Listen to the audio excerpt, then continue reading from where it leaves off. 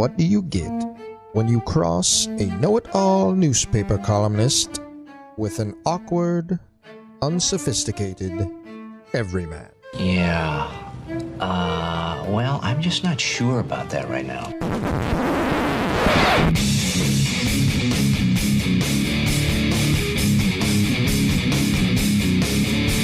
Welcome to Couch and the Rube.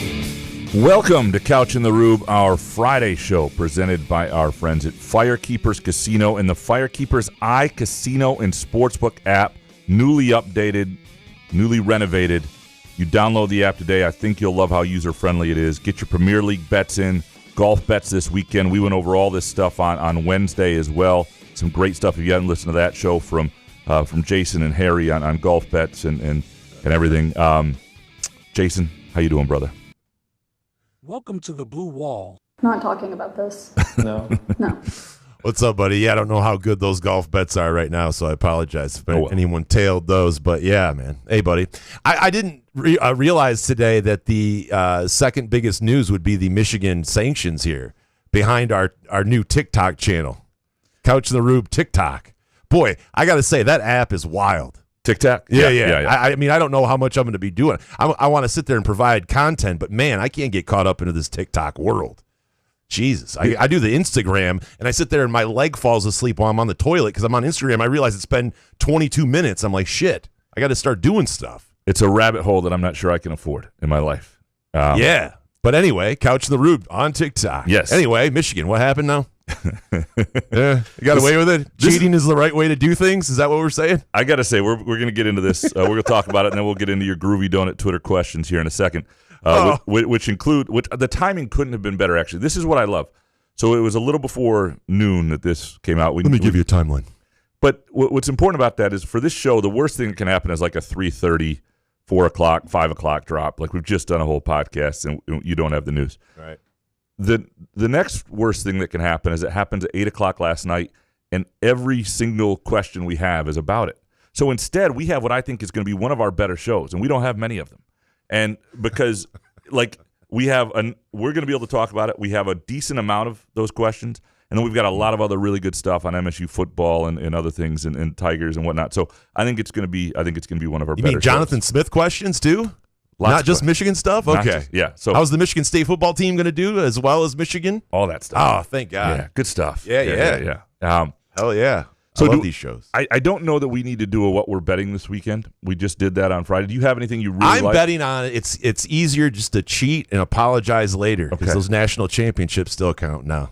Listen, I'm just glad that the golf season's ending so I can get my shitty picks out of the way. And I can't figure out the friggin' Tigers to save my life because they can't hit these god-awful teams. Yes, it was great to win that game last night, but these bats, holy shit. So I'm staying away from the betting at least the baseball this weekend. My Premier League futures, we went on Wednesday, presented by Firekeepers and the Firekeepers iCasino and Sportsbook app. Download the app.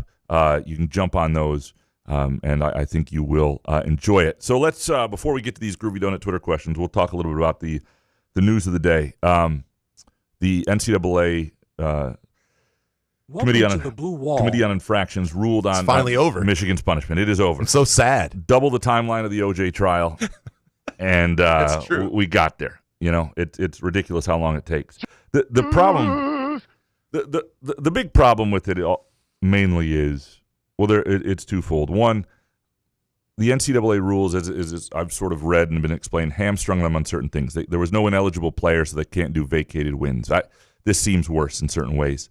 But the biggest thing is, and I just wrote a column that went up at LSJ.com, and I tweeted it out as well. Fresh column. Fresh quick takes column on this and CMU as well and Michigan State's response. But, you know, whether the punishment of Michigan's football program and Jim Harbaugh and Connor Stalions and to some smaller extent Sharon Moore is adequate and whether it acts as a deterrent for schools really comes down to whether you feel shame. That's what I think it is. You have any morals or feel a little shame here and there? The actual penalties, and they do smear Michigan's title a little more. Like this is attached to Michigan's title, and this will be a scarlet letter on that title. You know, whether you care or not is up to you, but it will for a lot of people. But beyond that, whether it's a deterrent comes down to whether you can live for other programs, whether you can live without the respect of your peers and rivals, because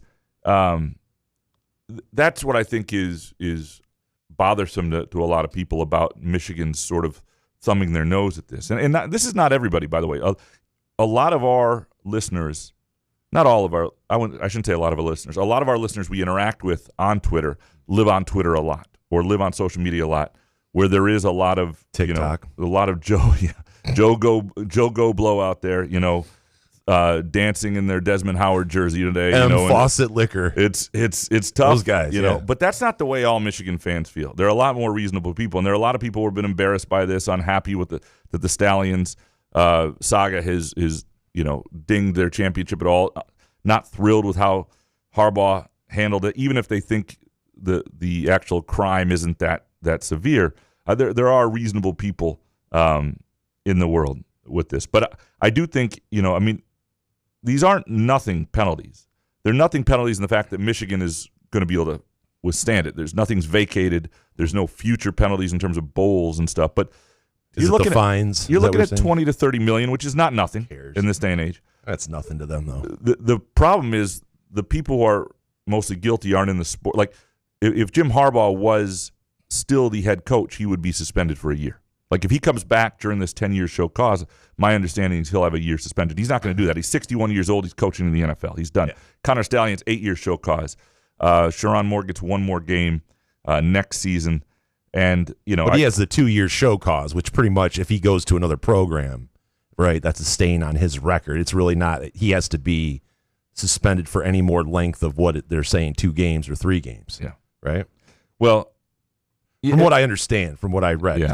I had to see the show cause for me, because if you're going to do that to Jim Harbaugh, I'm assuming with Sharon Moore, if you get a 2-year, I had to look it up. So it showed that if he went to another, it stains your record. It's like one of those things on your permanent record. But if you're a winning coach, that's not a deterrent anymore. I think people would hire Harbaugh. Yeah. They would fight to hire Harbaugh. And have 1 year that he couldn't actually coach? I don't might be able to get around that, too. I don't know. He starts suing? I don't know. Harbaugh wears thin on people, and you don't want to have one of those years that... He's a winner, though. That's what sucks. Yeah. Well, and here's the thing. Ultimately, how much it actually mattered it will forever be for debate. But the thing is, Michigan went 40-3 in those 3 years after losing at least 3 games in each of Harbaugh's 6 years. So there is this evidence that this correlated with this rise. Now, they also had a great team, great recruiting class, guys who stuck around. Like it's not all, but when you're talking about winning championships, you're talking about a winner. You see Ohio State guys say that first game that they beat Ohio State in 2021, it felt like they knew the plays or whatever. This is a stain on Michigan, but if the side that receives the stain doesn't feel shame, that's frustrating. That's not a deterrent. That doesn't feel satisfying. Even if somebody got a 10-year show cause, somebody got an 8-year show cause, the head coach is going to miss 2 games this year, the opener next year. That stuff's embarrassing. This stuff should be embarrassing to Michigan. If you tout yourself as leaders and best and all that stuff, if you're Michigan, talking about Michigan, and if you're CMU, you got to cooperate like crazy now, because now you do. Well, what I mean is you should be all along, because CMU, like similar that Jake Costner, the quarterback's coach and play caller, who was the friends with Connor Stalions, he's no longer at the program. Jim McElwain retired. So those guys who may get big penalties aren't there anymore anyway. But the fine that Michigan can handle, even if it takes some belt tightening here and there, would crush CMU, a similar type of fine. Like they lose money on football every year. Like that's not really, they need to be careful that they don't get hit with that and that they're cooperative. And they won't. If they cooperate, their punishment will be much smaller. If you're MSU, with CMU, you can definitely make one of those games go away. Start cheating if you're MSU. Michigan gave the blueprint. Let's do it. I'll take one of those natties and lie and not have morals for a little bit. Yeah, you don't want to be there. You don't want to do that. But to that point, though, it's not like other schools haven't skirted the rules to win championships for years. Before revenue sharing, there was revenue sharing in a paper bag, right? But to get there. So this isn't like this is something. What Michigan did isn't like worse than what other schools have been doing, since at least 40, 50 years of this stuff, right? But if you're Michigan State, the biggest response you have to do, all you can really do, other than like mute certain people on social media if you're a fan or whatever, is start beating Michigan. Get your footing in that rivalry again. And it's more important than for Jonathan Smith than ever. Like, you had it from 2008 to 2021. You were either ahead in it at all times or at least had, even. And so what's made this so much worse is just the state of MSU's own program and the losses and then what's happened on the field and the tunnel after and how those have all played out. Like, that's all made it worse. What you have to do is get your footing again in this rivalry. You got to win the game. You got to win the game this year, or you at least got to start winning it regularly. And that's the only way to feel better yourself. It's the only way to shut your rival up. And then you can decide how you view that championship. The thing about that championship, the Big Ten titles and the national championship that Michigan has, is it's still the envy of most programs, no matter how they got it. Most people would do what they did to get that national title. Now, ideally, I do think you want to do it without doing that, because they will be remembered for this. And that part's a shame too. I don't know if they feel that shame, but it is.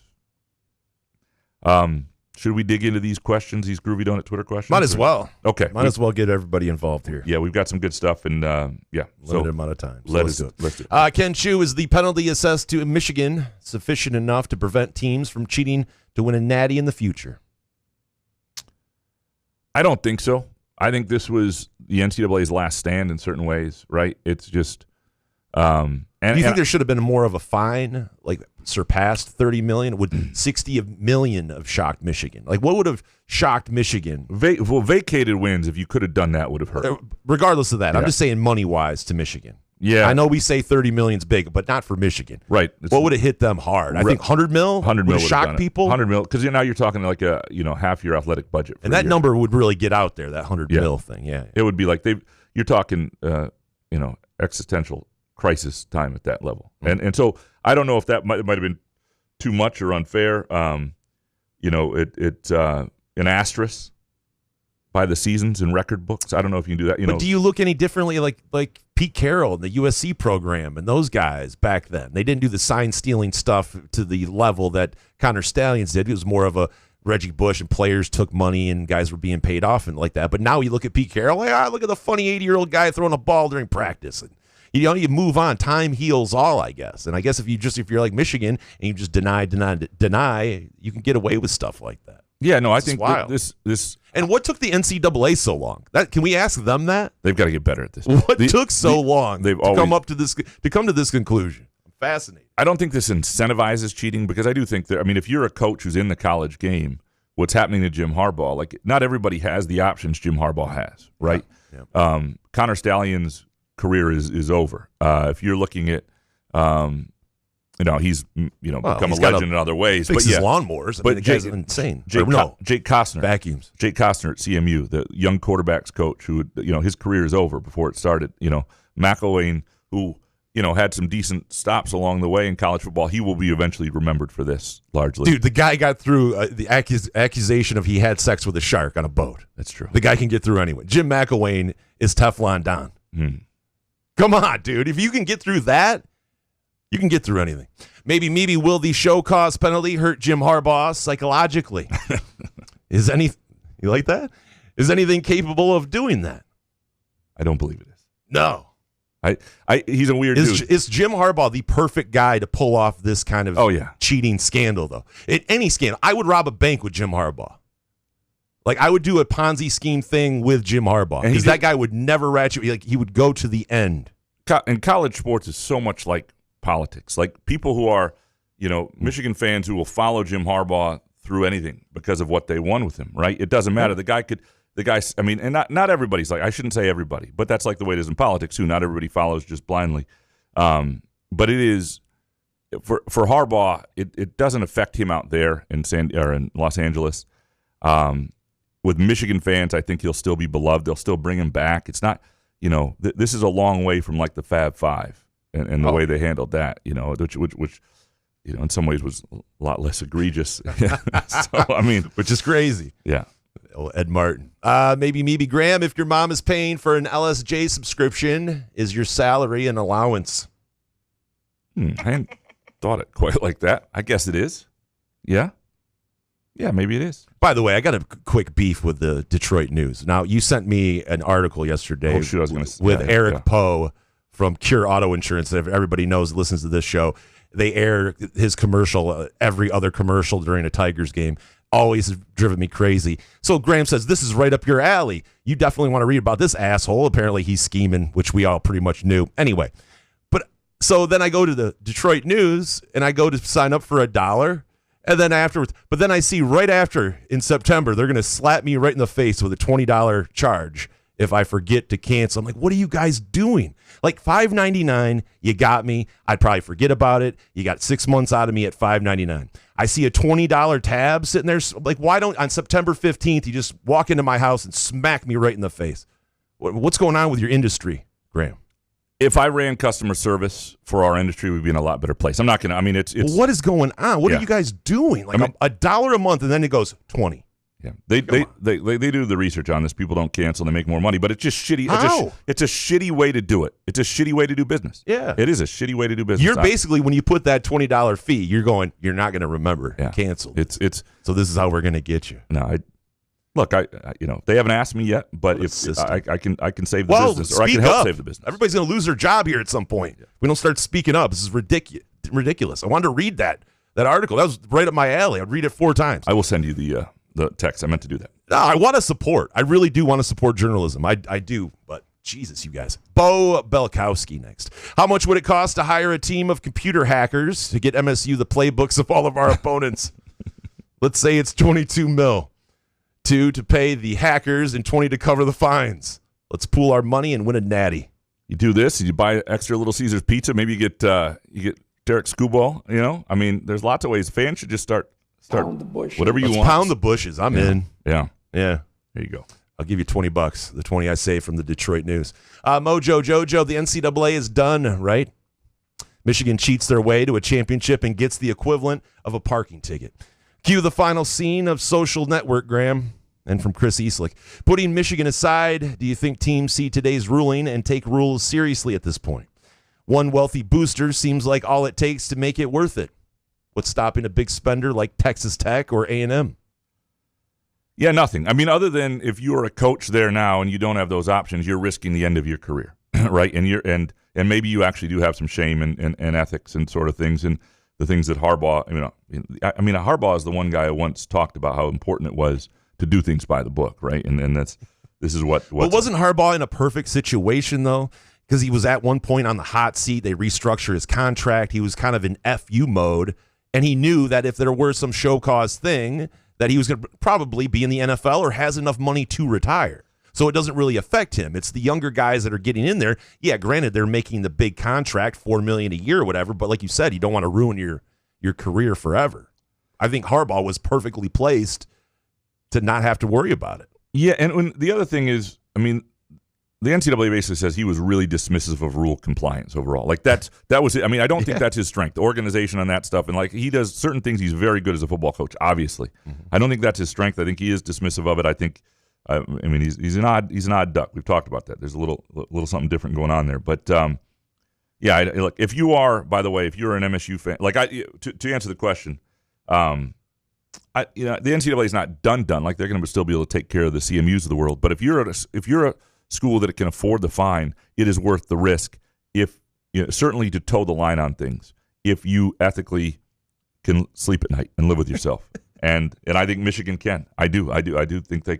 It's like that mattress commercial. Like, how do you sleep at night? Like, actually, on a Sealy Posturepedic mattress. If you are a Michigan State fan frustrated by this, needing to comfort yourself this weekend, let Groovy Donuts help you. Like, they can't solve all your issues with Michigan football or Michigan State football or anything like that, but they can make you feel better, even if you're watching the opening weekend of Premier League, Jason's bad golf bets, whatever it might be. Go to groovydonuts.com, place your order today. This weekend, they've got blueberry pancake donuts that look amazing. This weekend only. Throughout August, the blueberry sunshine old-fashioned donuts, a pina colada fritter throughout August. I mean, just some really, really good stuff. If you go to groovydonuts.com, you can place your order. You can swing by either location. They're open 7 a.m. to 1 p.m. Thursday through Sunday. That's on Lake Lansing Road in East Lansing and also in Williamston. Eric Schultz up next. I'm going to list several takes regarding the expectations for MSU football.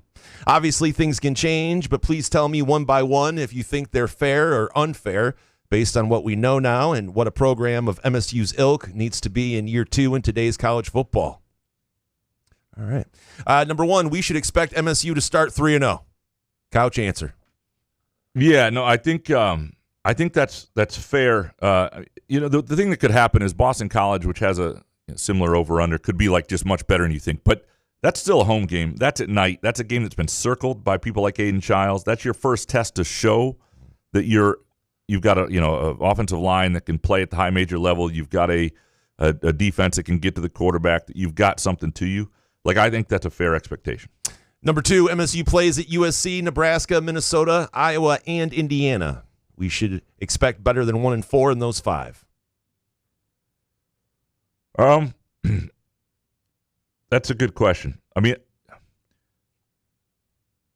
I think 3-0 is a more fair expectation than. Look, you want to go at least 2-3 in that group. Like, I don't think Indiana is going to be amazing, but maybe they will be. Iowa on the road late in the year is tough. Minnesota. I mean, all those teams, all of them, have a win total over/under in Vegas of 7.5 or better. 7.5 for 4 of them. Indiana's 8.5. So all of them. And Nebraska is going to be tough. Yeah, all of them are expected by 2 full games or more to be better than Michigan State. Now, that doesn't mean Michigan State should settle for that or think. I mean, this is Minnesota football and Indiana football, and like USC has not been great. So I would think 2 wins out of there is a fair expectation. Yeah, I would say that's fair. Number 3, MSU has 3 home Big Ten games against UCLA, Michigan, and Penn State. We should expect them not to go 0-3 there. 100%. UCLA, I think that ought to be a win. That's a noon kick against a team with a 9 a.m. body clock, a program that's been struggling a little bit. That ought to be a win. U of M, if they're starting a freshman quarterback, even if they're a little more seasoned, you are at home. That game is obviously, for a lot of reasons, a really big deal. That should be in the toss-up realm. I mean, just think about last year. Michigan State was not a good team last year, and they were in control of that game at Michigan for a while and lost it. So that's a toss-up. So UCLA should be a win. U of M should be a toss-up. And Penn State's tough. Now, if Penn State's as good as everybody says, I mean, that may not be a win. That may not go well, but certainly better 0-3. In terms of the order of these, I would put this one at the top, and then I would put 3-0 number 2. Number 4, the Maryland game at the end of the year should be an expected win.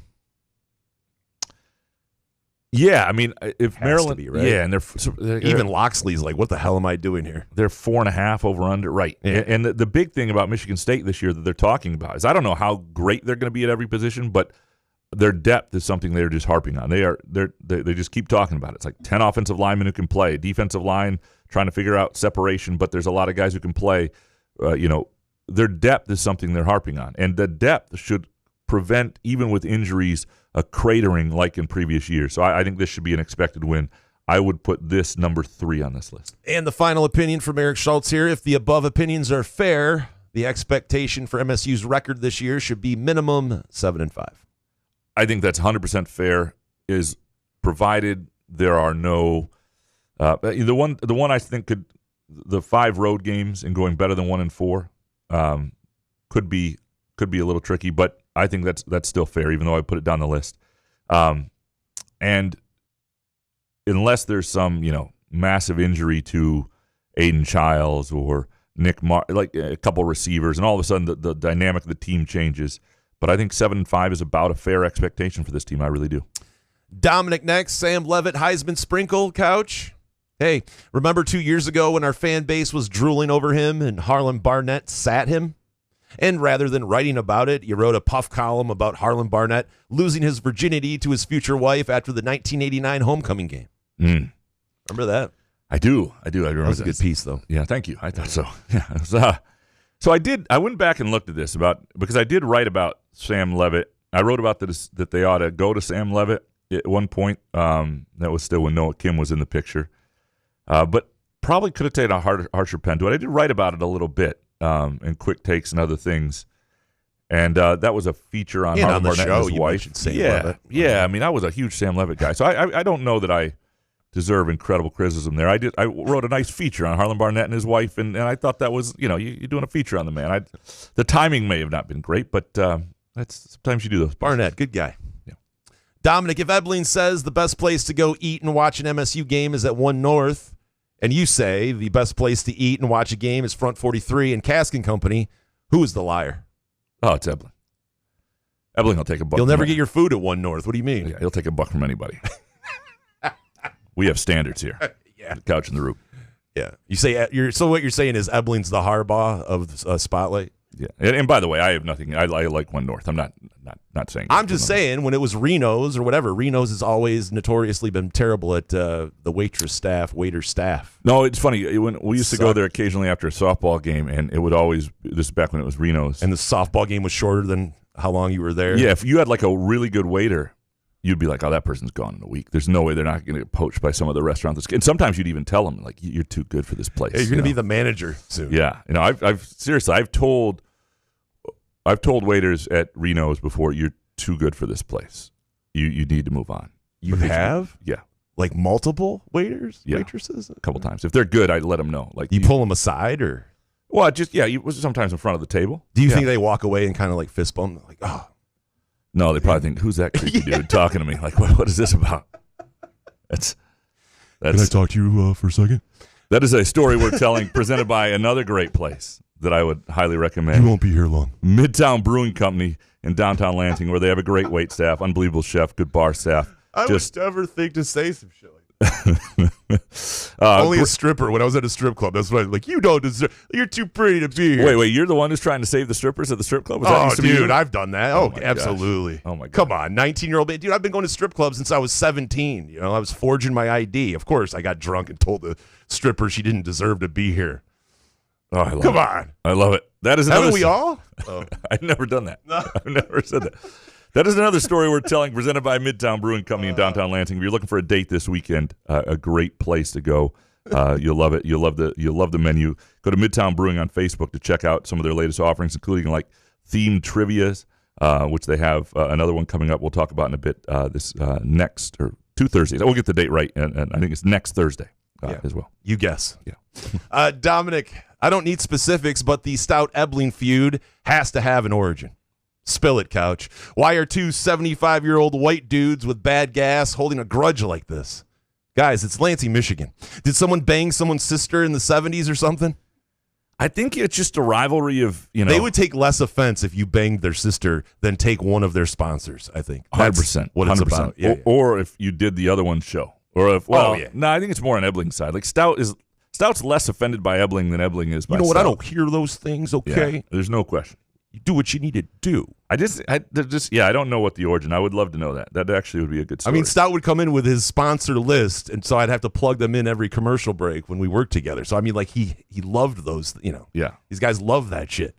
Dominic, did Dottie Henson drop the ball on purpose at the end of A League of Their Own? I really fucking hope not. Have you seen A League of Their Own? How many MGs, Dominic? You watched that the other night? It's good. It's still good. It holds absolutely. Up. It's a great movie. Yeah. Great movie. Yeah, it's a great movie. Yeah. It's been a minute, but yes, great movie. MZA, why should anyone have faith that the state of MSU's football program can be turned around? What else do you have? Well, and I would just say faith, it always has. That would be the argument. So let's just go back every single decade. If you go back to the early 80s when things were really bad and Perlis took over, within 4 years they're in the Rose Bowl, right? You go back to the mid-90s when Saban takes over, and 4 years later, whatever it is, they're playing 10-2 and beating Florida in the Citrus Bowl, and that program was in good shape. You look at what happened with D'Antonio, even with Mel Tucker when things had slid a little bit, they have the great year, and everybody thought the program had bounced back. It is always bounced back. It is not usually sustained. Like D'Antonio did it longer than anybody. And so that's, also a concern. It's not a place where it's easily sustained. It's not easy to sustain in college football. Outside of guys like Saban, who did it at Alabama, Alabama's had, peaks and valleys and stuff like that. But so that would be, if you want faith that the state of MSU's football program will be turned around, it's because it always has been turned around. It's never just stayed down. And so that would be the reason. MZA, what odds would you give Cam Ward to be a first-round pick in the NBA draft next year? Not high, but again, I didn't see Jace Richardson coming this time last year. So 30-1, around there. Would you take it if it was 30-1? If somebody said sprinkle, yeah, who knows? I mean, NBA draft, it's all on spec. He has a good year. So he's 6'8". If he's it depends how he shoots as a foreman. I don't see it right now, right? But again, I haven't seen him enough, and I didn't. I certainly didn't see it with Jace Richardson. So you never know that stuff for sure. And like Max Christie is a great example of a guy who there were people who covered him in high school pretty closely, who know ball pretty well, and thought he was a 3-year guy, and he wound up being a 1-year dude, and he's stuck in the NBA. So it's sometimes hard to tell. But it took a path that wasn't, Well, he's still like the 35th overall pick. That's pretty good. That's about where Draymond Green went. But I mean, if he years. stayed 3 years, then what? Is what I'm saying. I think if he stayed another year, he would have gone much higher. I think he would have had a good year. Yeah. Alex Mayer, if you had to pick the 3 most likely defensive players for MSU to make all Big Ten team, who would you choose? It's tough. I think Jalen Thompson is probably the guy that I am whose name gets brought up that I'm most curious to see. You hear a defensive tackle here and there, but you're talking all Big Ten. Does Jordan Hall get recognized for that? Is he ready for that sort of thing in his first year? Really, as a full-time being the guy there? I don't know. They keep talking about the lack of separation on defense, and so there aren't guys that I look at anywhere really and think, boy, that's a likely all-conference guy. That doesn't mean it's not there. Hold on, there's one person. Give me some hot for 1 second. There's one person I was thinking of.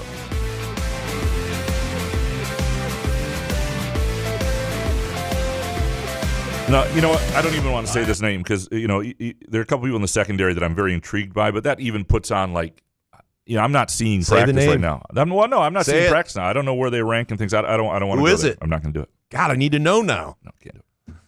Bibby. Next. What's MSU's biggest issue in recruiting?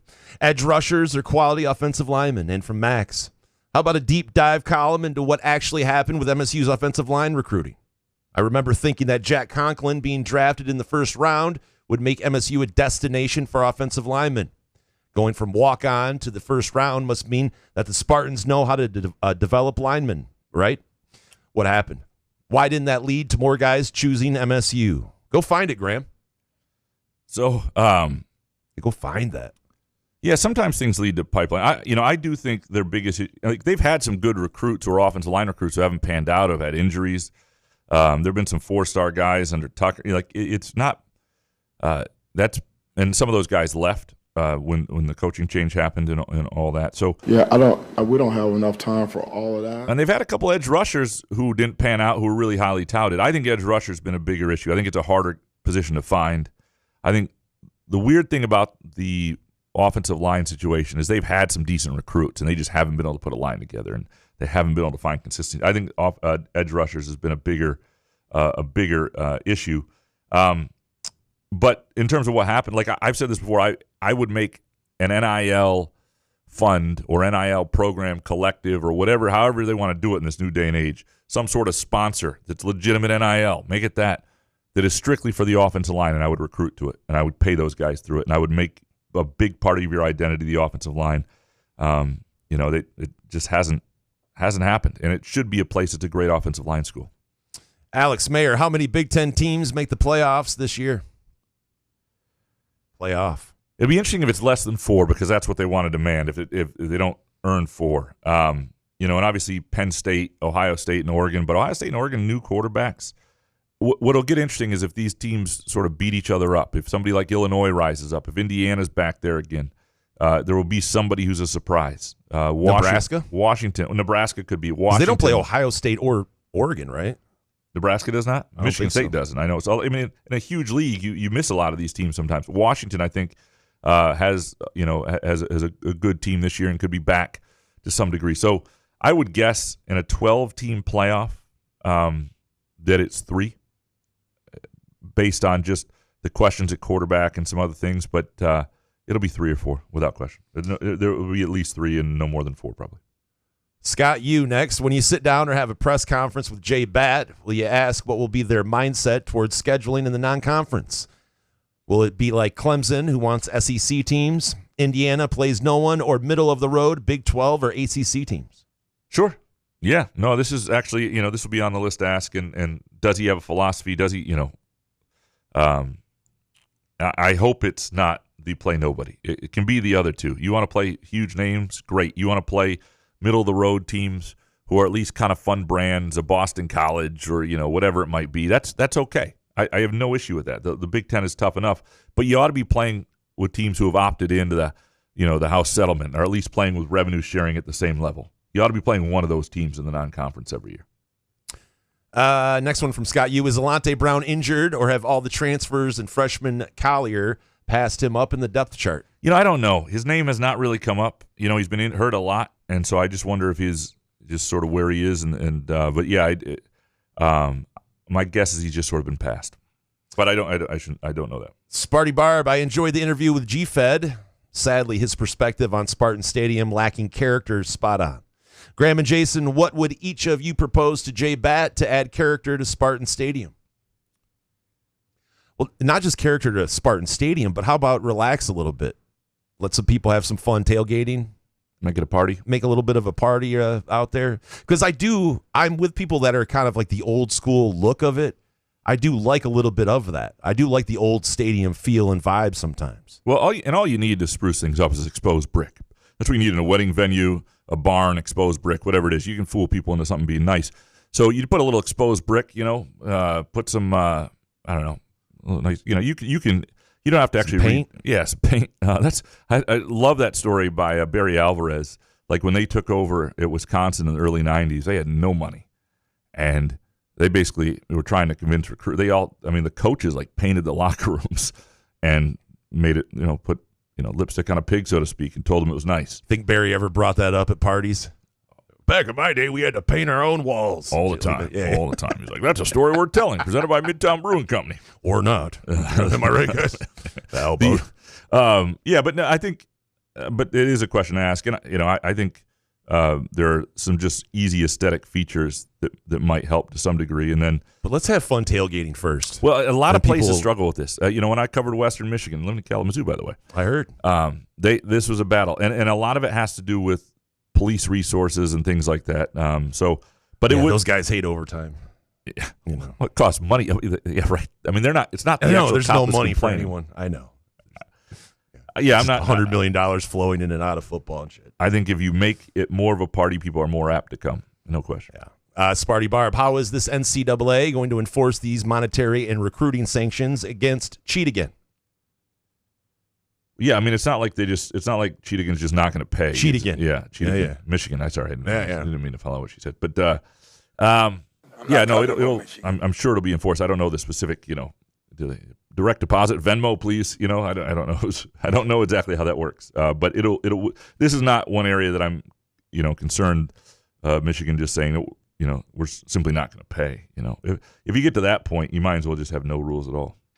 Zaruf 19 next. Mr. Couch and Mr. Rube, is it just me, or have we not heard much about Aiden Child's progression this offseason? Smith mentioned the offense wasn't as sharp as the defense the other day in the scrimmage, and I find this to be a bit concerning. Have I just not seen the Child's hype? Are they keeping it close to the vest? I need to hear he's grown up and looks more polished. I understand with a better O-line, he will be better. Yeah, I mean, he's spoken once during fall camp. And he looked grown up and more polished, Z-Ruff, so. And yeah, I mean, calm down, man. I think it's good. I wrote a column on it.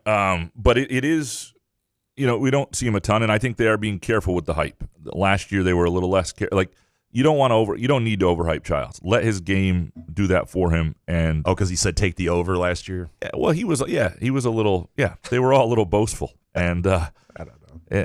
I'm not saying supposed to have some confidence awful. At least. Yeah, but he was really when he came off that game. He did not play well in that Florida Atlantic game. And when he came off, was it Florida Atlantic? I think, yeah, whatever. Mm-hmm. But when he came off the field, I mean, his confidence was dinged by that. He was really hurt by that. It did not go as well as he thought. I think it was a real eye opener. So I think he's been careful. They've been careful. I did hear that they struggled a little bit in the 2-minute and then got it going. I don't take it. We'll see what it looks like on game day. There's another scrimmage this Saturday. There's nothing that I've heard about Childs this fall camp on the record or off it from anybody that's overly concerning. They do hype up the backup Alessio a lot, which is interesting. Like I'm curious to see him at some point if they're up in a game or they want to give him a drive, because that is, I think, promising news in terms of the future, and also if Childs gets hurt. Jarrett next. Can you give donut comparisons to Jonathan Smith, Tom Izzo, and Aiden Childs? Would Harbaugh even be worthy of a groovy donut? All right, so if you're going with Jonathan Smith, you're doing something a little plain, right? Buttermilk, something, but groovy donuts, that's great, like the plain donuts. I mean, I usually get at least one. Sometimes one for Elizabeth and one in the separate bag that I have on the way home when I'm driving. Who gets the red velvet? Because that's the creme de la creme for me. That's Izzo. Izzo gets the red velvet. Okay, Izzo gets the red velvet. Classic legend. Yeah. Aiden Childs is probably some sort of fritter. And Harbaugh would steal the donuts so he could have all the donuts he wanted, right? That's the way he had to do. Wouldn't Harbaugh be the plain donut guy, though? It's kind of mean to Jonathan Smith, man. Like at least give him some like frosting or sprinkles. I mean, the guy did take shots. He put hockey pads on as a goalie pads or whatever, and took shots from the hockey team at the practice facility. He's trying to show, he'd be like some sort of more plain donut, but with filling of sorts. Yeah, or sprinkles and some frosting, Okay, something along those solid, lines. You can have any of those donuts or any donut you want at Groovy Donuts, by the way. Open 7 a.m. to 1 p.m. Thursday through Sunday on Lake Lansing Road and also in Williamson. Go to groovydonuts.com. Place your order today. If your kid's going back to school and you're looking to your kid's a real, shit brick and you're thinking, man, I want the teacher to like them. Like a good box of Groovy Donuts or just a couple Groovy Donuts on the first day of class for that teacher goes a long, long way. Or if you're going to any, going to work on any function like that and you want people to like you, or you just want to enjoy your day, Groovy Donuts is there for you, groovydonuts.com. Like my high school counselor just wrote shit brick in my folder. Ben Chulik next. I had to do a double take the other day when the Hoff showed up in the playlist at my gym. I have to say, you guys played the best 20-second clip from that song, and it's not the same without hearing Cockburn or Don't Coach My Team dropped in. What gym are you going to where they got Hoff on? I love it. I'd go. How about this song? Time we stand and say, I mean, dude, the guy can hit a note, right? I'd drop the bar on my neck if I heard that song when I was trying to lift. Jay Riemenschneider next. Sports Illustrated had a ranking of the 25 best college football coaches of the last 25 years. D'Antonio didn't make it. Was that a slight or is it correct? I haven't seen the list, but it's a slight. Because what D'Antonio did is remarkable at a place that hadn't done that. Like, how many coaches have taken programs that were middling programs and elevated them to levels they haven't been in modern times and then sustained it for a while and made people think differently about that program for a decent stretch run? What D'Antonio did at Michigan State is up there. I mean, find me 10 better coaching jobs in the modern era. At least for quite a stretch. And maybe you can. I would be stunned, though, if they're 25. Next one from Jay. Did Izzo and Mariucci grow up Spartan, Wolverine, or Badger fans? Yeah, I don't actually know that. They weren't Badger fans. How do we not know that? We know everything about We know they're Packer fans. It's a good question. I mean, they went to Northern Michigan, so maybe that just kicked it out of them. Were they? I think Izzo would love to have gone to Michigan State. That's a good question. It's probably been answered and written about, but I haven't done it. Next one from Jay. Did you ever in your wildest dreams think you would have a sponsor as big as Xfinity, a giant multi-billion-dollar corporation, especially after how most of your listeners dissed Peacock? Well, you do get Peacock, by the way. You can get Peacock with Xfinity, and that's what was being brought up. We know people, important people, listen to this show, Jay, and that's how that happened. I mean, it was, that was brought to us by who's dissing Peacock? Yeah, nobody's. I love Peacock. I'll be watching all sorts of Peacock. Well, they just raise their prices. I mean, it's bullshit. They raise their prices, and then you have to watch ads too. No, you can pay. Like ESPN Plus. I have ESPN Plus, and I have to sit through 2 minutes of ads while I wait for my golf to come on. They just kick you right in the dick at every angle here. Jebediah next. Fox's R.J. Young ranked MSU 87th and second worst in the Power 4.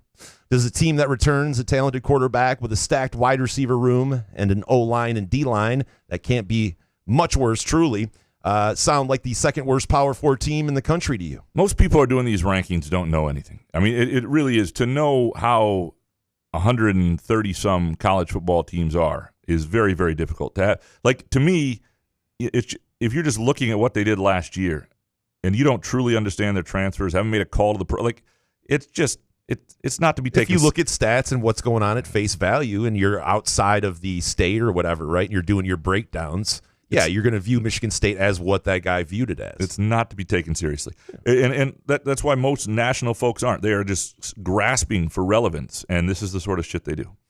Jebediah, can we talk about why the Weather Channel told me we had a 100% chance of rain Monday afternoon with this blob of red on the radar appearing out of nowhere, and yet I saw not a single rain cloud?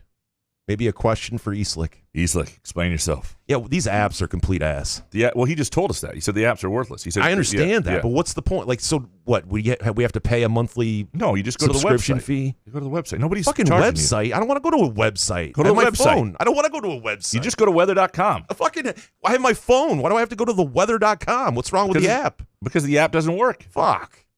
Well, forget it. David Jackson. Back and better than ever after a needed break.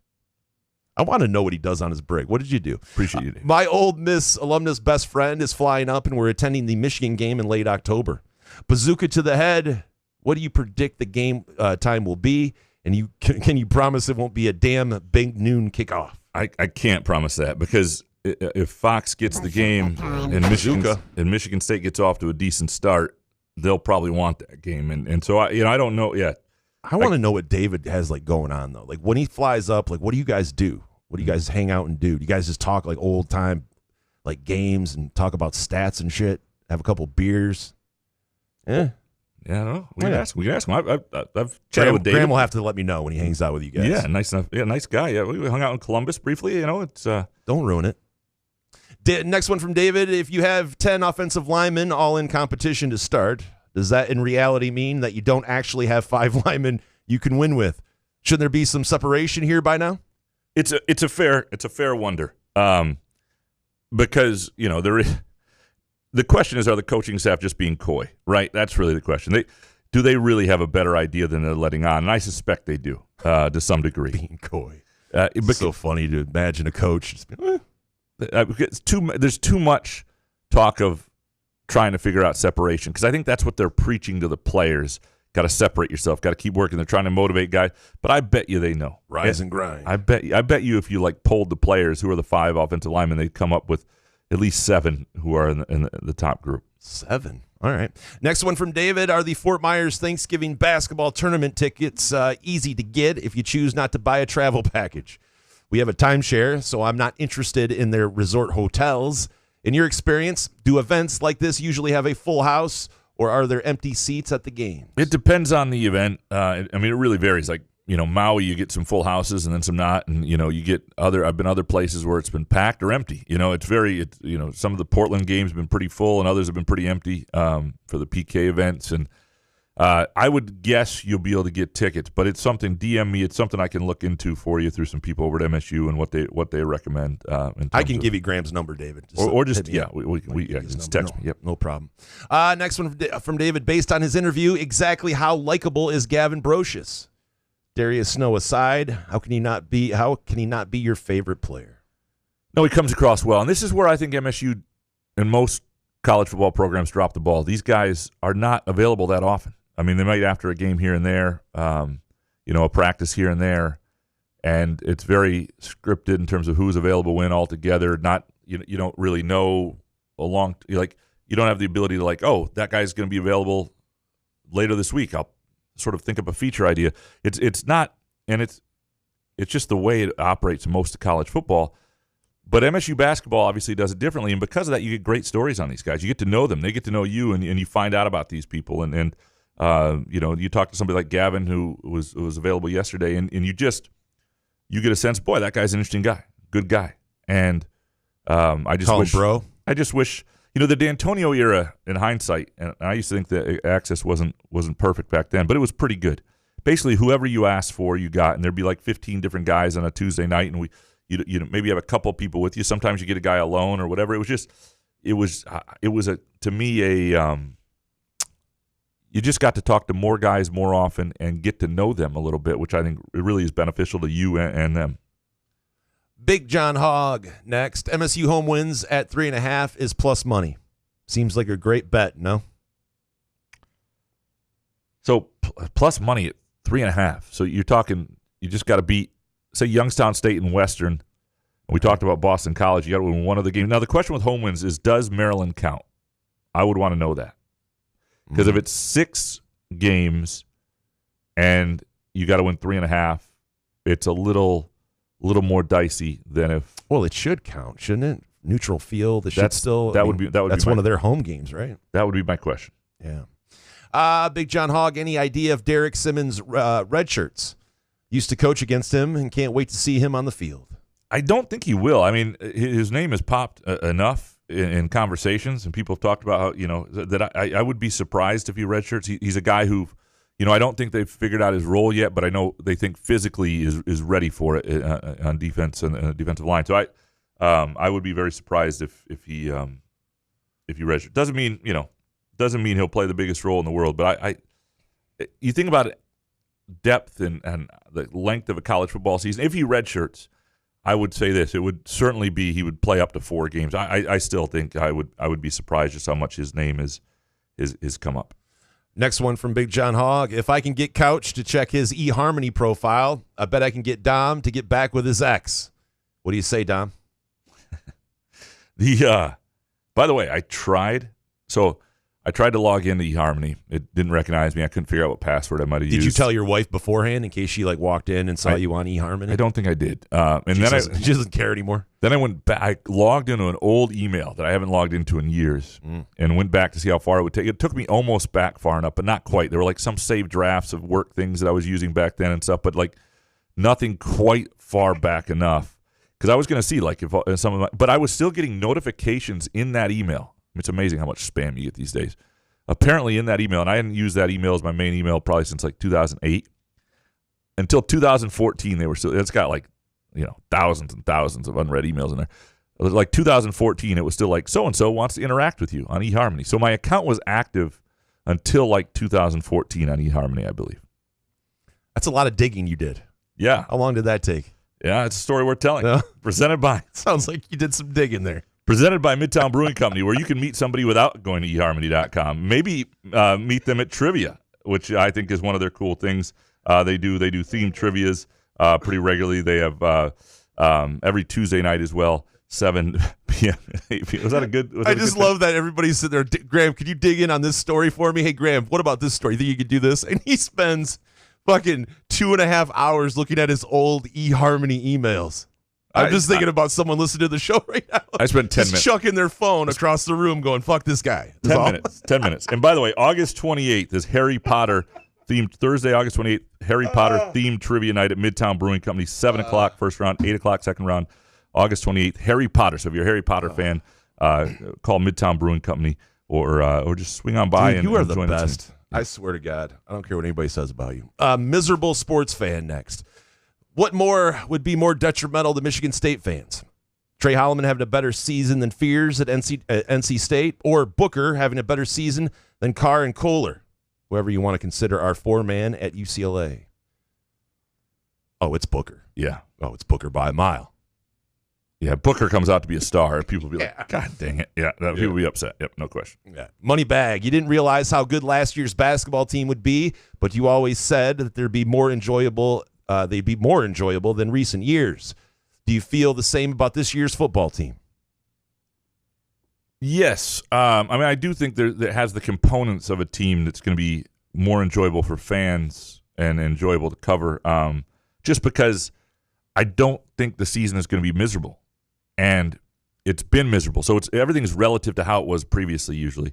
I think there are new components, new players, guys who will, But you mentioned with Eric Schultz earlier when he was trying to break it down and he said 7-5. I mean, is that not? It's not great. Is it miserable? I mean, depends on what your outlook is, I guess. They're not going to be excited about 7-5. And it also depends on if you look at the basketball season, right? It had these sort of this flow to it. They over it early on. It was okay. I don't know what this is. Then they sort of overachieve. They have that win at North Carolina. It looks like then they're good, but people don't know how good they are. But they're winning a lot in the Big Ten. But they haven't really played anybody. That was the line, right? And then they hit this wall, and then they come through it. They're all really good peaks and valleys. And then you get the Jace Richardson story. And you win the Big Ten by 3 games. That obviously helps. But I've covered teams that didn't achieve like that. They were a lot of fun. Usually it involves new pieces. It involves, you have to have some sort of positivity in winning. Like, you got to have something that goes well. And obviously you lose to Michigan in the middle of that, and people are really done, and people are frustrated, and that's the problem with football. Is there's like this one game that really, really determines a lot of the vibe. Moneybag was listening to an episode from March Madness 2019, Jesus, where you said if you're a big money brand, you should cheat because the punishment never fits the crime for those schools. Of all the changes to college sports, why does that have to be the one thing that hasn't changed? Man, appreciate you going back, the deep dive on this show. God, isn't that weird going back? Like if you go on the YouTube page and scroll, like how different, especially me. I saw a video from 2021. Treese had on her phone, and I was like, oh my God, who is that human being? Did I get stung by bees? The fuck is happening? So I've been promising to lose 30 pounds since the show began. I look pretty much at least the same. You're consistent, though. I'm like a new person every 3 months. It's wild. Mike Scott, of the Big Ten road games, all of which are toss-ups at best, which of those teams do you expect will be most gettable? USC, Iowa, Indiana, Nebraska, and Minnesota. Unfortunately, I think MSU could go 0-5. I think USC early on. I mean, I think USC is a flawed team. I mean, I think they're, Lincoln Riley has not gotten it done there. They've got a really young quarterback. Defensively, it just hasn't worked. Now, they'll have some athletes. It'll be, on the road. Although that's not a stadium. That stadium will be a lot of Michigan State folks. If I had to pick a game, I would actually pick USC. Indiana, I'm curious about how great they're actually going to be. Minnesota, they've had a decent track record there at times, and same with Iowa. So I don't think they'll go 0-5. Is Eric Schultz brought up first time that it's fair to expect better than 1-4. That was the one of all of his that I thought should be the lowest on the list of all his points. But still, I think 2-3 is a reasonable hope and probably expectation, and certainly winning one of those games. Oh, all right. Mike Scott, what's up with the sports book at Firekeepers? I was thinking of meeting a friend there this Saturday of Labor Day weekend, but apparently it is closed for remodeling during football season. I will check into that for you. But you do have the Firekeepers iCasino and Sportsbook, and I do appreciate you thinking of Firekeepers, and they appreciate Isn't you it doing that Labor as well. Day a good weekend to do it, though? Because everybody's Usually. getting out of town one last time before god-awful weather comes. College football starts, so you'd think maybe you try a week earlier, but still, I can understand. You don't want to do it once the NFL gets going. Yeah. Mike Scott, final question. Have Graham and Elizabeth made amends with Spot? Did you get him or her a squeaky toy or catnip? Or is it just easier to steal someone else's cat and pretend this ugly situation never happened? No, Spot and I have reconciled. Spot was hanging out in the chair above me on my recliner and slept at the house, napped half the day, hung out with Elizabeth pulling weeds the other day in the front yard. Spot is happy. We're all good. I think Spot's memory is forgotten. Was Spot looking at Elizabeth like, which way is my house? Oh, is it this? Oh, right. You pointed at yours. What do you think Jim Harbaugh would think of you guys stealing a cat? Like, he'd probably frown on you guys. Yeah, I don't think how do you guys do that? I don't think he has the right to do that anymore. Yeah, that's true, but he could still do it. It'd still be funny. Munfield, by the way, the AI things with you and Spot are really great when people send those. The blue wall one today was nice. Yeah, that was good. Munfield Keg, I can't remember where I heard or read that Jack Velling is dealing with some kind of injury already. Is he going to go down as one of those players that had a lot of hype but just never quite delivers for the green and white? Yeah, as of the beginning of last week, he hadn't played yet. They thought he would. I think the comment was something from Jonathan Smith along that they thought he would be ready by the time the season began. I could misread that a little bit. He wasn't that great last year, and he would tell you that. I think they still have hopes that he'll be an impactful player. I'm going to have to see it a little bit because it just didn't happen last year. Now, some of that may have been the situation with Childs and whether those two were in sync and all that stuff. But, I think he's a useful player, but what his ceiling is, I don't actually know. Stupidest Shardy next. The NCAA confirmed Stalions was on the sidelines, which we all knew. Do you still think MSU should play CMU? Why should we care about fans who went to both schools? What percentage of fans is that anyway? It's about letting CMU leadership know they messed up and letting them drown. I would be inclined to get rid of the 2027 game. I don't think, by who knows if Amy Folin will be there forever. These schools should not be adversarial. They shouldn't be. But if you're at CMU, it's your job largely to make sure that's not the case. I think expecting some accountability and better communication and perhaps losing one game there because you're not happy about it is fair. Jim Wallwander next. What will you do to prepare for Monday's Hot Take show after you receive 10,000 messages complaining Michigan got away with cheating? I think today helped. The way it hit at noon with this show here, I mean, we'll get it. It'll be a big part of Monday's show. 60 MGs. Yeah, do it. Yeah, that's what you'll do. Yeah. Cover it. Yeah, there you go. Original Dark Mantonio, if everything that happened with Michigan these last few years, Stallions, titles, CMU sideline, all of it, had happened with, let's say, Maryland, do you think their fan base outcry would still be just as hard? Would Maryland's fan base be? Well, Maryland they'd shut Maryland's program down. That's what. No, I don't. It would just be a totally different situation. So, that is true. Yeah, I don't know. So I guess they would. Do they have? They're going to shut it down? No, I'm just kidding. I've been to some Maryland football games. I'm yet to see a Maryland fan. Yeah, no one cares. Yeah. It's like Skip Bayless. They're the Skip Bayless of the Big Ten. People are like, wait, what? There's fans? Original Dark Mantonio, what I'm led to believe is Connor Stalions was on the sideline to help CMU decipher signs against MSU, not advanced scouting for Michigan against MSU. Then what's the problem? It's just outside contracting, right? Yeah, there's a big problem. One, I don't think it's just that. I mean, it's clear that, and this was something that I was going back in my story, and what was frustrating at the time that I was reporting this initially was, I didn't have the second source I really needed, but it was clear that Jake Costner and his friendship with Stalions. Jake Costner wanted Connor Stalions to be there to help him in his first time play calling.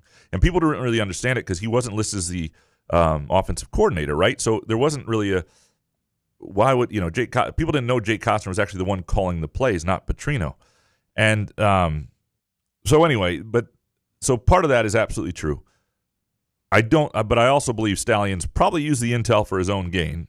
And the other thing is, you are a staffer of a rival in the Big Ten. You just cannot do that. You work for Michigan. You can't be on another staff's sideline scouting Michigan. You can't do it. I mean, it's not outside contract. And I think you know that. I think you're being facetious here. Corey Ostrom, how can you all forgive me and my other alma mater, CMU? McElwain, who spooned a shark naked and, like Harbaugh, cowardly ran from the NCAA while throwing low-level staffers under the bus, is gone. My solution, you ask? Fire Amy Folan and make Todd Anson step down from the board. It'll be interesting if Folan is, stuck around there, and I think she's decently liked. But she's the one who's going to be connected with this, and we'll see what the punishment is when it hits. And I also, to be fair to her, I do not think she's communicated well with MSU, but I do not think McElwain was helpful in their own internal investigation. That's my more than educated guess. Kurt Wisniewski, do you feel last night's non-Scooble normal pitch game will catapult the Tigers' bats? Yeah.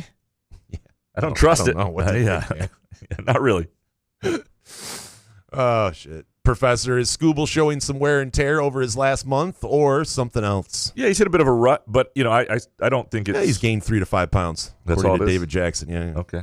Yeah. Well, that might be it. Maybe that's it. Get fat. Yeah. No, I still have a ton of faith in him. He's gonna have rather you hit a moment in the season where you're a little off for a few starts now than in late September, October. Matty B, I know hindsight is 20/20, but should we really be surprised that this Tigers team is an elite when they settled for guys like Sweeney, Baez, and Vierling?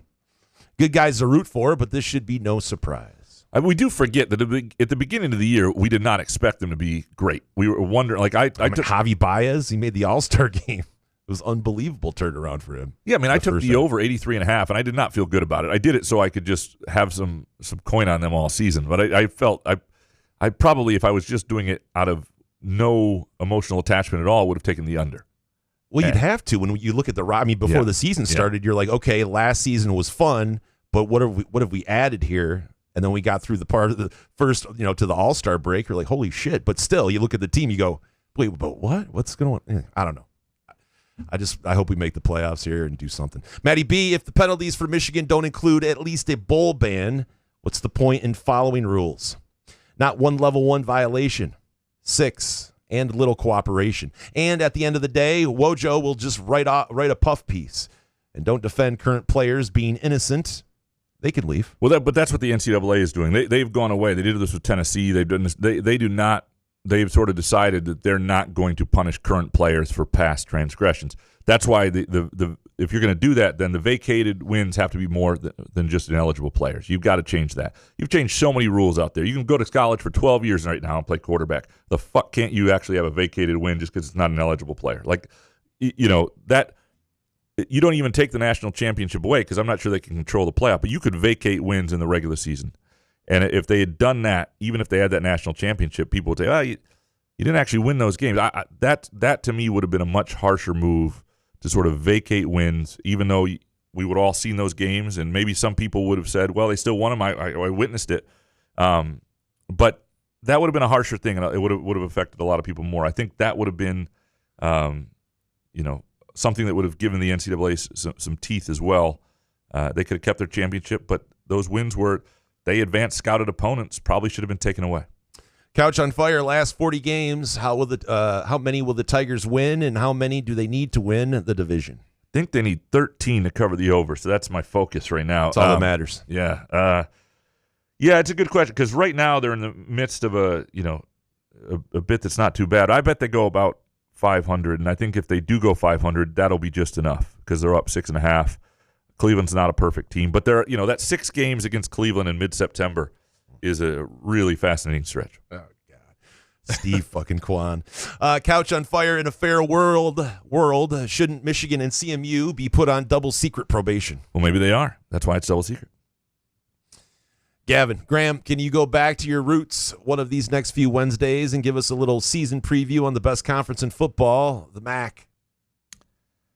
We could do something quick next week. We could, I don't really know anything, though, is the problem. Gavin, that's perfect. You probably know more than me now these days. So, but I could do my best. Moneybag, why doesn't the take of the day every Monday win a free melting moment at Spartan Stadium, Munn and Breslin? Well, because we're groovy donut people here. And while I love melting moments, I would rather... They just do cookies, Yeah. cookie ice cream sandwiches, right? They don't do donuts. No, but I'm just saying But I'm just saying we would more likely promote groovy donuts is the giveaway if we were to do that. Jaron Scoggins next. Without naming names, are you able to provide a little more detail about what happened to divide the football locker room during the 2016 season? Or is this like the fear shooter situation where you need to be as vague as possible? Love the show. I understand if you can't answer. The story is, and I can't get into specific names, but the story is that, obviously the 2016 election was something that really divided people. And in Michigan State's locker room, there were some players who were heavy on Trump and his rhetoric and sort of repeating it. And there were others in the locker room who took offense to it. And they didn't have the leadership to sort of handle that in a situation that they would have maybe a year ago. So that was part of it. Graham would give you more details, but he spent 3 weeks looking up his OkCupid profile from 2009. It's really good. I used a picture from when I was 21. It's fantastic. It's smart. Aiden's child next. Wait, you mean to tell me that even before the orange ass ruined the environment, vaccines, electoral legitimacy, any sense of common decency, and the future of democracy, he had already ruined the end of the D'Antonio era? Now I'm pissed. I moved from Atlanta back to Michigan, to Ann Arbor, no less, in August of 2016 in the midst of the glory years. And I've had to put up with the insufferable arrogance of my Wolverine neighbors having the upper hand in the rivalry again ever since. Spin this for me, Graham. Yeah, I don't... You are about to enter the spin zone with noted newspaper columnist and radio host, Graham Couch. So if it makes you feel better, and I don't know if it would or wouldn't, but it didn't. That team in 2016 was affected by it. It was also affected by not having good quarterback play. And so could have they been 6-6 with a more together locker room if that didn't exist, or they had a little bit? Yeah, possibly. The overall direction of the program, though, that 2016 class that didn't pan out as they had hoped, and the overall direction of the program was going to be hard to sustain at that level. I don't think that had a lot to do with where things eventually wound up. Other than those, kids in 2016 were part of that locker room that lacked some leadership and had a lot going on, and so that wasn't great. All right. DMB, proud of Couch looking into the peanut barrel closure rumor. If he followed up more leads on his beat, could be the journalist we deserve. Yeah, apologies. I'll get better. I want the restaurant beat back. $20 a month after The first month being $1. I'll do it. DMB, how many listeners do you have each week? Is the podcast game lucrative? I wouldn't describe it as lucrative. Don't use that word. It's a fun side gig. I don't give you too much, but we get paid. We do get paid. It's pretty sponsors. well. I mean, per show, it's pretty crazy that we make $10 on this shit. But yeah. Yeah, no, and I don't want to give you the full things, but we have about 5,000 listeners a show. So if that gives you a sense of, and it's higher obviously in football season, basketball. Certain shows go higher, but we're amazed by how many people I get talked to more about the podcast than I do my writing, which may speak to my writing these days when people come up to me. Your OkCupid profile. Ralph E. next. LSJ sports editor Alderton's role in nicknaming the Spartans. Just think we could be the Aggies.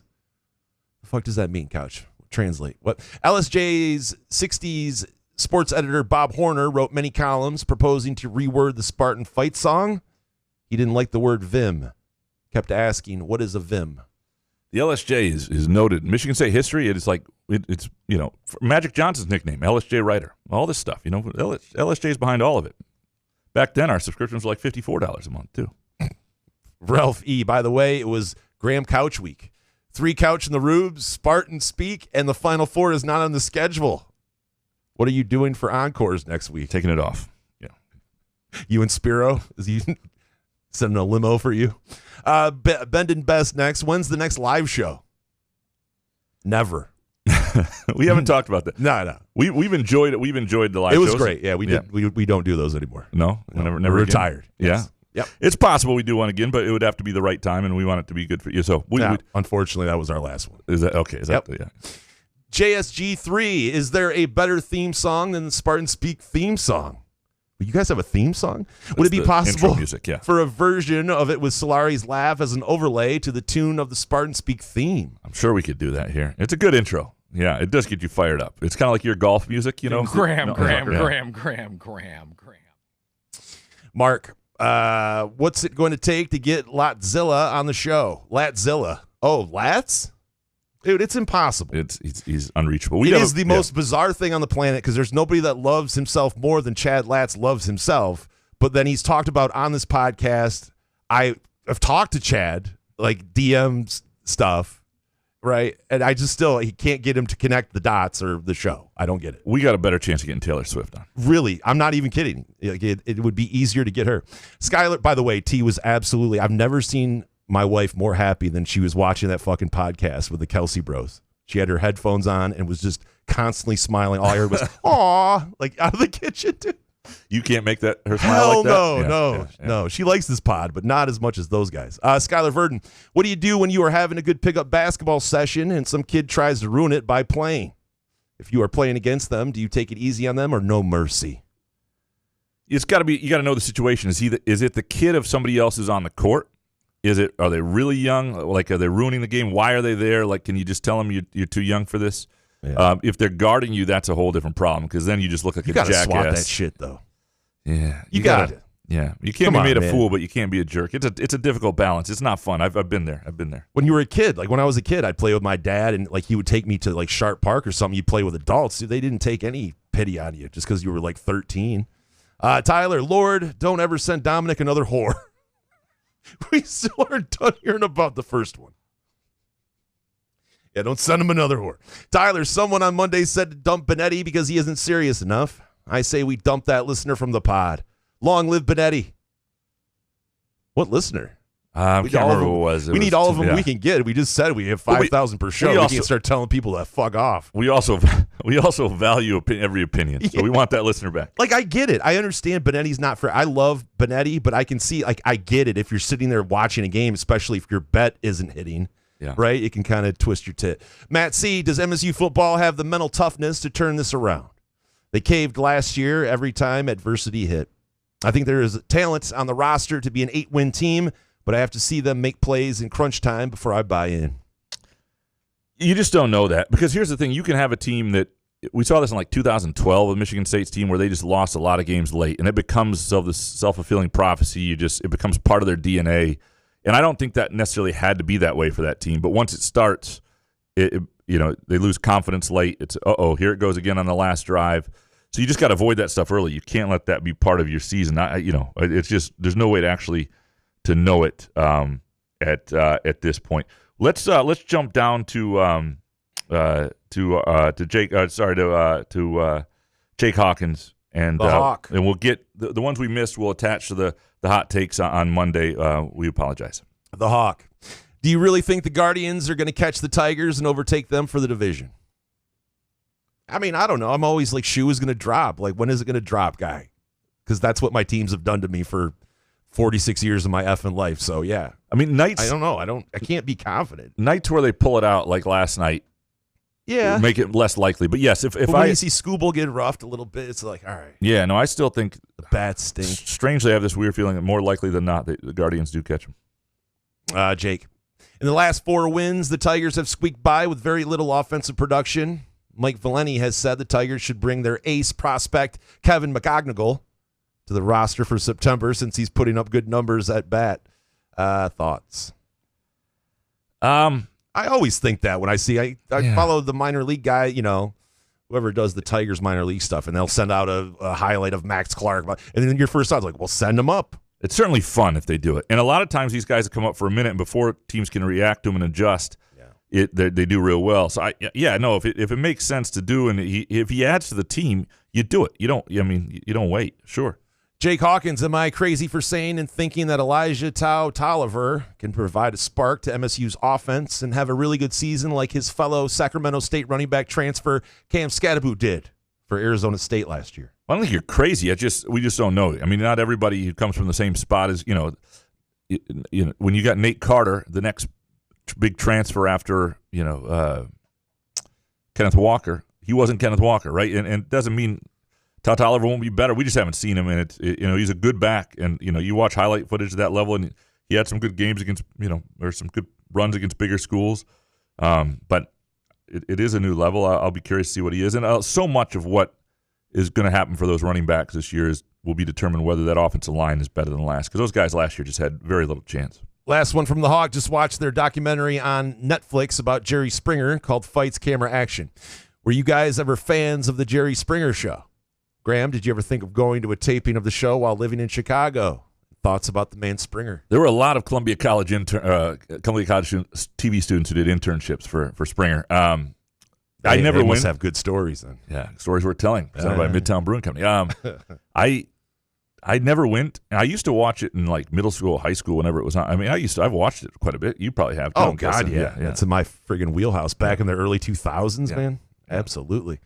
Upper Deck Jerk Guy, who did the intro to Spartan Speak? I don't know where we got it from. I got to listen to this now. Dan Kilbridge was the original host and creator of Spartan Speak, and I wonder if he just composed it. He's a Mozart, and I didn't know it. Yeah. Is it like this? It is not. It is not. We'll get it for the next show. All right. Jerk Guy, can you convince me that Michigan Ann Arbor didn't deserve the death penalty, considering their history of cheating in multiple sports?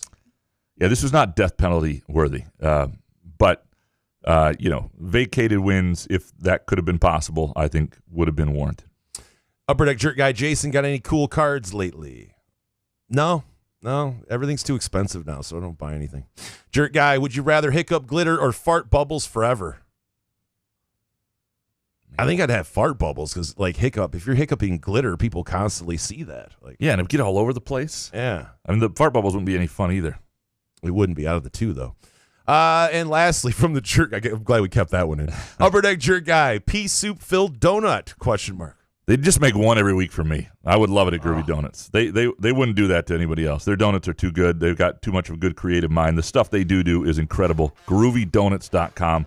7 a.m. to 1 p.m. Thursday through Sunday, Lake Lansing Road and also in Williamson. Get yourself a half dozen. Get a couple extra for the ride home in a bag. Nobody has to know about it. You just got to know your trash set up when you get home. You got a Ring camera. You got to have all this stuff set up so nobody knows you bring home the extra donuts just for yourself. Get that bag thrown away. We appreciate Midtown Brewing Company. Great place for a date night, for trivia, for a drink after work, for a lunch, for a meeting. It's just they do everything really well. Love the American Stout there as well. And Firekeepers and the Firekeepers iCasino and Sportsbook app. Download the app today. Bet the Premier League. Bet the golf. Get your NFL futures in. Next week, we'll probably do our over-unders for college football with Harry Good show, man. Yeah, man. Couch in the Roof.